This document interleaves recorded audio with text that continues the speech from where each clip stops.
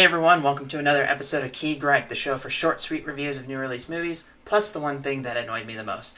And today I'm going to be talking about Jason Bourne, the fifth film in the Bourne franchise, the fourth one featuring Matt Damon as the titular character. So, kind of a basic overview of the story, and mind you, there are going to be spoilers throughout this story, or throughout this review. So the basic story is Bourne gets brought back into kind of the world of CIA espionage and all that when Nikki, who was a CIA analyst throughout the first three Bourne movies, basically gets caught, or at least gets traced, while trying to download CIA information illegally. So as she's trying to do this, the CIA is chasing her, and Nikki then goes to try and find Bourne, basically, so she can get that information to him, so he can actually do something with it and do some good. At this point, Bourne is off on his own. He's out in the world doing his own thing, not trying to stay away from the basically from everybody. He's just kind of off living on his own.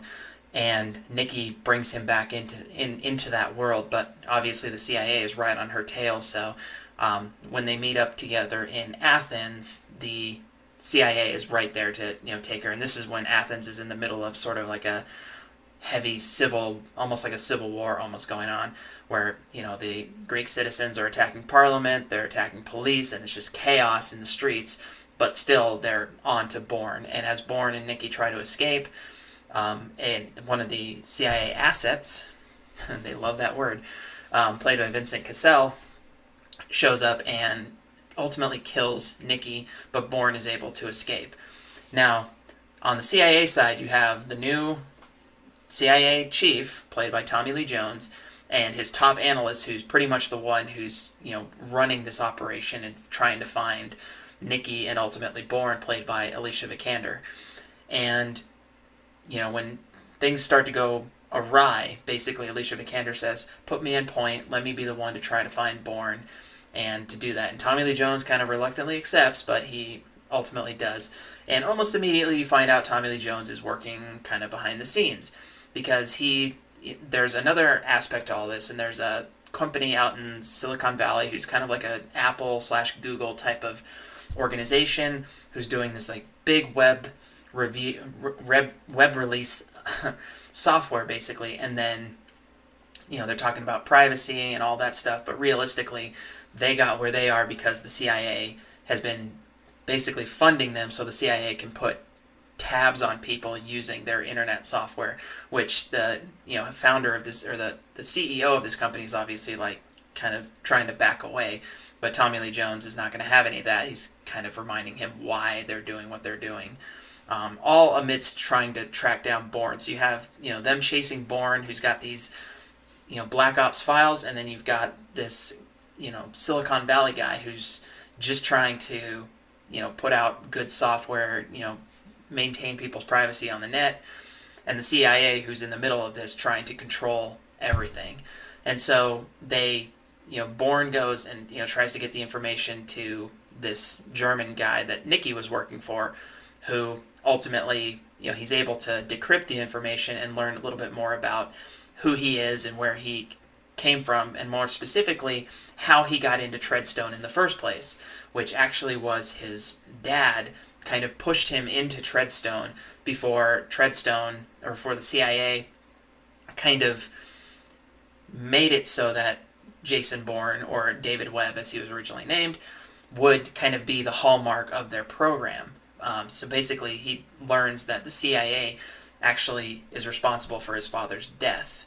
Now, with this, obviously the CIA doesn't want him to know this information, but since he finds it out, now it's a matter of they have to take him out. They have to kill Jason Bourne because they fear that he's going to release this information, or they're just not sure what he's going to do with it. So it's like the best solution is to kill him off. And of course, it's Vincent Cassel who's the one who they're going to try to actually carry that out. And he's got his own beef with Bourne because Bourne basically left him to be tortured for 2 years in Syria. So it's kind of this like Bourne wants revenge against Vincent Cassel's character, and Vincent Cassel wants revenge against Bourne, so it's like the two of them are fighting against each other.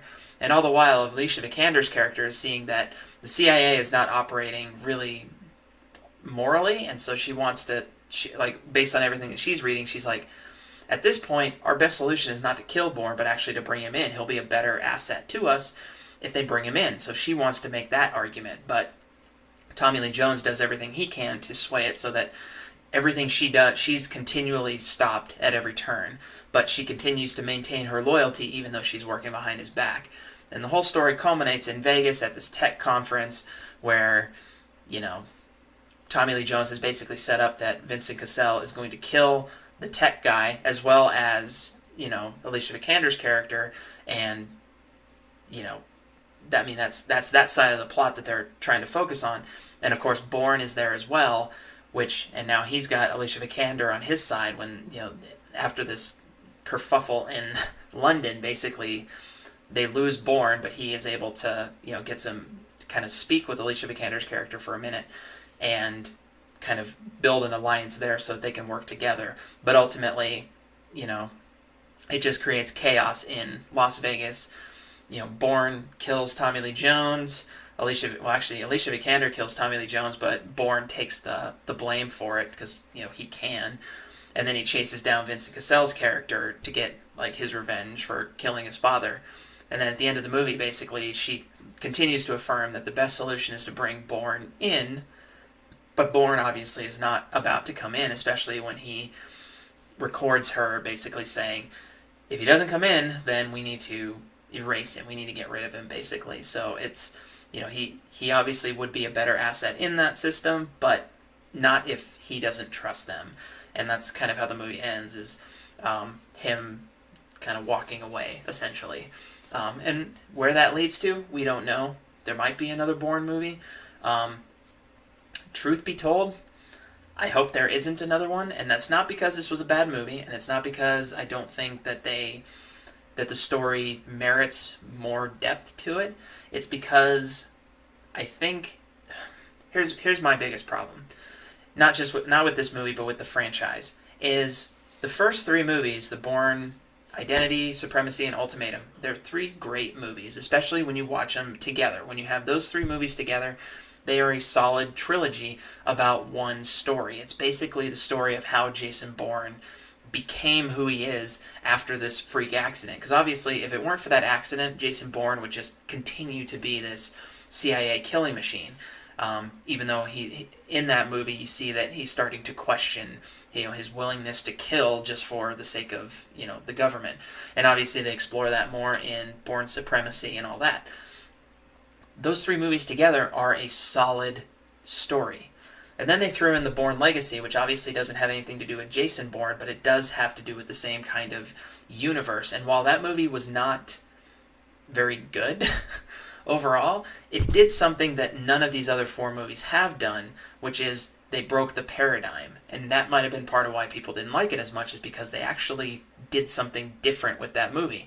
Whereas this movie is very much a part of that paradigm. In fact, throughout the entire movie, I thought I was watching the Bourne Supremacy, because it had the same setup, it had the same kind of flow of action, and it had the same conclusion, essentially. So it's like, can they is there any other way than this paradigm? And that's easily my biggest key gripe with this movie, is that it's the exact same movie as the Bourne Supremacy, just with a few different characters, a few different pieces that were, changed around, but it's still the same one. It's, I'm not going to call Julia Stiles' character a love interest, but she certainly is a character with whom Bourne feels this connection, which is why he keeps going back to Nikki and keeps having this connection with her. They are inextricably linked ever since the first movie. So when she dies, it's just, it feels the exact same as when Franca Potente's character dies in the Bourne Supremacy. And then there's this hitman who's, basically running around, this super amped up hitman who's running around chasing him, and ultimately it leads to this crazy car chase in a major city, and ultimately Bourne walks away. But I mean, there's so much about this movie that is reminiscent of specifically the Bourne supremacy that it's like it almost feels like a reboot. Like the whole movie feels like a reboot, and they throw this storyline in with his father as just kind of a way to bring in intrigue. But the problem is that they didn't need to do it in the first place. At this point in the story, Jason Bourne is off in Greece doing, cage fighting. He's not doing anything that is threatening a national security. He is a national security threat, apparently, which is why they're so intent on, finding him and killing him. But he gets brought into the story kind of organically. I should say he gets brought into the story just like abruptly. He doesn't have any point in this story because Nikki's character, or Julia Stiles' character Nikki, she's the one who's actually like out there trying to get information, trying to subvert the CIA, doing all this stuff, and she's doing it for somebody else and for their group. And by bringing Bourne in, her logic for doing it is basically when he asks, "Why are you bringing this to me?" her answer is, "Because you can do something with it." And while that's like it's a credit to his character, it also is just kind of a way of saying it's a plot device to get you back in the story, because otherwise Jason Bourne is off in his own world. He's not bothering anybody. He's just doing his own thing. Now, granted, when you think about what Alicia Vikander's character uncovers, that, this psych file basically says that Bourne is eventually going to reach a point where he wants to come back, where he wants to be reintegrated into the CIA, essentially. And there is certainly some merit to that he's kind of wandering. Everything from the Bourne identity is just him wandering in the wilderness, not really having a direction to go. So there is some merit to what she's saying, but there isn't a way for them to bring it in, just to actually carefully or methodically bring it in. Instead, it's more just like, oh, here's Nikki, we need you back in the story, and then suddenly it's all about Jason Bourne again. So it's just kind of I wasn't sure how to feel about that aspect of it. This is a story where, Jason Bourne really had no purpose in being in the story. It's almost like, they brought him in strictly to be the hero when he had nothing to do with this at all. It was just, the CIA doing all this stuff, building up another Treadstone-like project, basically, something that they were going to use to talk about, to basically, get into people's personal information. And it's just a way to bring him in and bring them down. It's like I like the ideas that they proposed in this movie, because obviously the whole idea behind, the Deep Dream, which is the company that's like the Apple, Google type of company, the whole point behind that is much reminiscent of the government talking about Apple trying to create a backdoor program so that they can get in and access anybody's information that they want, which obviously led to a lot of moral questions. And you can see that that's what these movies are good for, is they bring in these realistic political issues, realistic geopolitical issues, obviously the unrest in Greece, that is a real thing as well. So they bring in relevant topics and they put that stuff out there for you to digest, and they set the story in that kind of context, but then they throw in Jason Bourne as just sort of this almost like caped crusader who comes in, saves the day, and then disappears. It's like, I don't know. I guess the how they bring it about is not as I'm not as sold on how they brought Jason Bourne back from the dead, in a sense. We knew at the end of the Bourne Ultimatum he was not dead. We knew that he was going to continue to exist. But as far as we were concerned at that point, his story was over. He had faced the demons that were haunting him up until, between those three movies. He had faced those demons. And in this one, they throw in another demon just kind of to say, okay, here's another conflict for Jason Bourne to have to fight. So I struggle with that, because otherwise, when you look at, if you ignore the story, which is hard to do with a movie, and I hate to say, ignore the whole plot, ignore the whole purpose of this movie, just ignore it.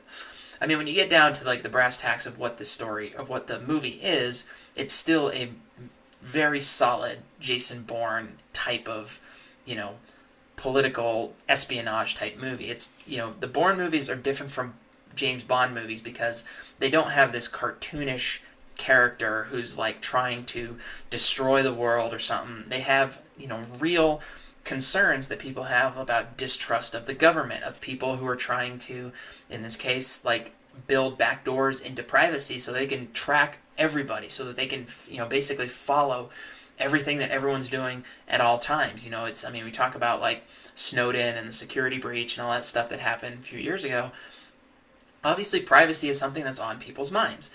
And so when they, show that these people, that the CIA is interested in just like stealing people's information, it makes them, kind of seem like these like Ebenezer Scrooge type of like villains, in a sense. But they're still not this like cartoonish, like give me $1 billion or I'm going to blow up the earth kind of thing. So there is at least that kind of like more relevant aspect to the Bourne stories that you don't get with the Bond movies, but you still get also the perks of like a Bond type of movie where you get the action sequences, you get the car chases, and this one has a couple of really good car chases. The one through Greece is interesting just given the setting that they have. It's basically Bourne and Nikki on a motorcycle getting chased by Vincent Cassel's character. And then the movie ends with a chase through Las Vegas, which is just a fun thing to watch. So the action is all there. The fight scenes are just what you would expect in a Bourne movie. The cast did an extremely good job. Like, there was nobody in this cast I thought was lacking. They brought in a couple of heavy hitters in Tommy Lee Jones, Alicia Vikander, and Vincent Cassel. Who Vincent Cassel he's just like that, he has that anger about him, that just like that stern persona that you always just want to slap that guy, but he plays it so well, and in this movie he is just vicious. Like, he is relentless in his ability, his desire to just get things done. It's like, oh, this, you want me to take care of this guy? I'm going to take care of this guy. he doesn't really leave anything on the table. And ultimately it comes down to a fist fight between him and Bourne, which, not a bad fight. But he doesn't hesitate to take the shot to kill Nikki. He doesn't hesitate to kill CIA agents just because that's what he's supposed to do. Tommy Lee Jones, he fulfills the, old white guy villain role that we've gotten in pretty much every Bourne movie up to this point. That was previously filled by Scott, Chris Cooper, Scott Glenn, Brian Cox, David Strathairn, Albert Finney. Now Tommy Lee Jones. Who's next? Who is next? And they actually kind of make a note of that, though, of like they recognize that this is the paradigm that they've gone with at the end of the movie, when Alicia Vikander is talking to basically her boss and saying, we need somebody who's not living in this past, in this kind of past realm of like, the world is just this consumed place of, just anger and hatred and secrets and all this stuff, that you need somebody who's focused on the future and somebody who's focused on what people today want. They do make a poignant argument for what kind of world we do want to live in versus this like kind of, lingering Cold War mentality of it's always just a game of chess between nations, or even this like perceived game of chess, which is, sometimes even more dangerous because it's like we think that there are, terrors out there. We think there are things that are going to kill us that are just entirely in our imagination. And, it's certainly relevant today more than ever. So I'm not going to say that this movie doesn't have a good point to it. It certainly does have that. Not to mention the acting is on point for almost everybody in the movie. There's a couple, characters that, aren't too fleshed out. And there are even times where Matt Damon just seems kind of like, I've done this. But that can also be with his character, like, I don't really want to be involved in this. You guys dragged me into this for no reason, really. It's like I was doing perfectly fine beating up people and, street fights, making money that way. So, there are some problems, obviously, with this movie, and the plot is a big one, which is why my key gripe is certainly the plot. As kind of my key gripe B is the thing. This is just something I don't like in movies, is when they do a recap of other movies at the beginning. They did that here. They basically did, okay, if you don't remember, these are all the things that led up to this movie. And it's like, okay, I'm sure some of that was pertinent to the story here, but for the most part, I don't really think it was. I've already seen those movies, so I don't necessarily need to see a bunch of stuff about them again. So that's another little paradigm thing that they throw in there that I'm not a fan of. But for the most part, again, it was an entertaining movie. It was kind of what I expected from a Bourne movie. I just hope that they had put something a little bit more inventive into it, because again, it felt like the Bourne supremacy redone, in a new context is basically what it was. So instead of, the enemy being Russian, the enemy was American. It was kind of the same timbre that we had in that story, just kind of replaced here in just a new context. So overall, I'd give it a 7. Even that might be a little generous, but again, the Paul Greengrass's direction is certainly on point. He has probably took those criticisms of the Bourne supremacy to heart, where people were throwing up while watching the movie because the motion was just that crazy. The action is still very blurry in this movie, but at least the movie as a whole feels a little bit more cohesive. So I got to give credit to Paul Greengrass, as well as the performances by Tommy Lee Jones, by Alicia Vikander were both really good, both really well done. But yeah, just in terms of a Bourne movie, obviously I'd put it still above The Bourne Legacy, which just was not a good movie overall, even though I gotta respect it now more than ever for the fact that they broke the paradigm there. They did not follow the exact same formula as the other 3 Bourne movies, which this one did. This one, which is why I was like, this. There were even times where I was like, oh, that's just straight out of The Bourne Identity or straight out of Bourne Ultimatum. It's like this movie was just kind of a greatest hits of everything that made the first 3 movies good. And I really should not have watched CinemaSins before seeing this movie, because when they pointed out things like, putting the full, name of place like Rome, Italy, or Berlin, Germany, it's like I couldn't have figured that out myself. It's like I think I know that Berlin is in Germany. So just kind of silly things like that. But overall, entertaining movie, but definitely one of the weaker points in a original trilogy that was definitely one of the best action trilogies that we've seen in the last 20 years. So I give it a 7 out of 10. Let me know what you think, though. Let me know in the comments if you agree, disagree, if you liked it, if you didn't like it, if you have some other comments to make, please let me know. I'd love to hear from you or even debate you. So, and that's my review for Jason Bourne. So thanks a lot for watching. I'll see you guys next time.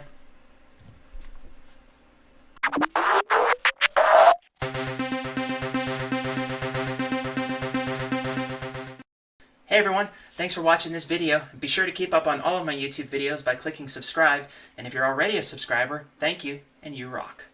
Also visit my homepage at dkessner.com, where you can find out about all my various other projects, including my written works. How about that? You can also find me at my social media handles, so drop in and say hi. And again, thank you so much for all your support. Love you.